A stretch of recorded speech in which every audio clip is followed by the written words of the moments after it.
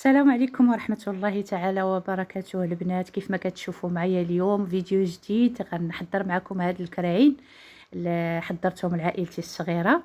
الكرعين معمرين بالزبيب والقرقاع ومخضرين بالحمص. طريقتي سهلة، الفيديو فيه غير 5 دقائق البنات. الا استفدتي اختي خلي لي واحد لايك جزاك الله خيرا، وتعليق علاش لا باش نشوف الرأي ديالكم في هاد الطبق هذا، وحتى الحطه الا عجبتكم كتبوا لي. نتمنى تدعموني. وهنا غادي ندوزو للطريقه. عندي الكرعين درت غير كرعه وحده على حساب عائلتي، مقطعين طريفات غير رقاقه. البنات قولوها الجزار يدير لكم هاد الطريقه هذه باش ما يكونوش غلاظ بزاف، باش تجيكم الحطه بهذا الشكل اللي درت انا.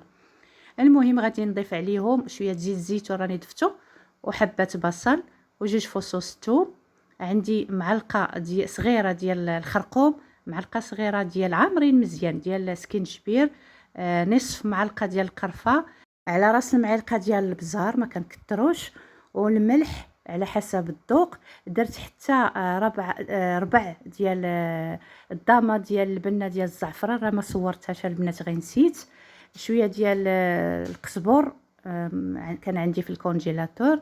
مهم كتضيفوا شويه شويه. سمحوا لي على الاضاءه لان الجو برا خايب مظلم، وعندي البوله شويه من داك النوع الصفر، يعني ملي كنكون طيب كيكون شويه ما باينش، ماشي بحال ملي كتكون الشمس كتكون الاضاءه اكثر. استسمح بزاف.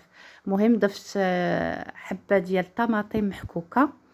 هاد الكميه هذه راه غتجيب لكم واحد التغميره رائعه في هاد الكرعين. من بعد كنضيف عليهم الحمص اللي فايت مرطب وكان عندي في الكونجيلاتور. كنخليهم البنات حتى يتحروا مزيان على عافيه مهيله. وعاد كنضيف شويه ديال الماء على حسب الجهد اللي غيطيب لكم فيهم هاد الكرعين والحمص، لان كنعرفوا الحمص تا هو كيكون قاصح. وعندنا الكرعين في صراحه ما داوش ليا بزاف، يعني طابوا بجوج في مره، غير سده وحده اللي سديت صافي ولقيتهم طابوا. المهم البنات الكرعين ديالي هما هادو راهم طابوا مزيان، وجاتنا واحد المريقه ما تقنعوش منها.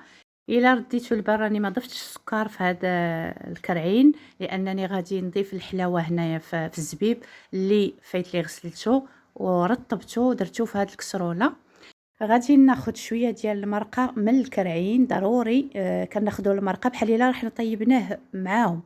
كنهز شويه ديال المريقه وكنحطها في سميتو مع الزبيب اللي فايت لي رطبته وغسلته. كنقولها ونعاودها ضروري باش كيحيد منه داك الغبره. وعاد غادي نديرو فوق البوطه نخليه يبدا يطيب. ضروري كنضيف عليهم السكر، لهذا انا ما ضفتش السكر في الكرعين، ضفته مع الزبيب اللي غادي نطيبه ويتعسل في نفس الوقت. ومن بعد غادي نضيف عليهم القرقاع وغنخليهم شويه حتى يتكراميليزي القرقاع معاه. عاد غادي نحيدوه باش نحط لكم الطبق وتشوفوا. راكم شفتوا الطريقه البنات سهله، وكيجيونا واحد الكرعين ما تقنعوش منهم، لذاذ. وحتى الحطه ديالهم كتجي لذيذه. كرعين مخضرين بالحمص، انا كيعجبوني بالحمص. هانتوما راني ضفت غير معلقه صغيره فقط، يعني ما كثرتش الحلاوه لان الزبيب سمحوا لي راه عندي قليل، يعني غير الجهد اللي غادي نعمر بهم هذوك الطريفات ديال الكرعين. المهم البنات خليتهم حتى تشحر مزيان وطاب. عاد غادي نبدا نضيف عليهم القرقاع اللي قطعته طريفات صغار هانتوما كيف ما كتشوفوا، وغادي نخليه حتى يتكراميليزا معاه ضروري باش كيتشرب ديك الحلاوه. غير شي شويه وكنحيدوه، ماشي ضروري غادي نخليوه بزاف البنات، غير يشرب داك التعسيله مع الزبيب وصافي. البنات كيكون واجد كما كتشوفوا معايا هانتوما. كتكون فيه داك المذاق ديال الكرعين نيت بحال الا رحنا طيبناه في الكوكوط معاهم.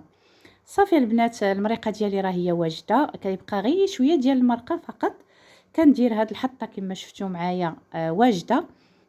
كنحط طريفات هكا وحده وحده وحده، وعاد الوسط كنخليه في الاول خاوي حتى تنقادهم. عاد كنحط الحمص الوسط، ورا المريقه كتشوفوا فيها من الجوانب كيبقى لينا شويه المرقه في حاله ما كاين شي حد كيحتاج شويه لاصوص كتزيدي. كنعمروهم هكا بالزبيب والقرقاع، وكتجينا الحطه مختلفه تماما على باقي الكرعين اللي موالفين كنديروهم. طريقتهم راها ساهله البنات، نتمنى تعجبكم. ان شاء الله غادي نحضرهم معاكم مره اخرى. الا بغيتوها خليو لي في التعاليق باللوبيا وبطريقه مختلفه. شكرا لكم البنات على حسن المتابعه والى اللقاء.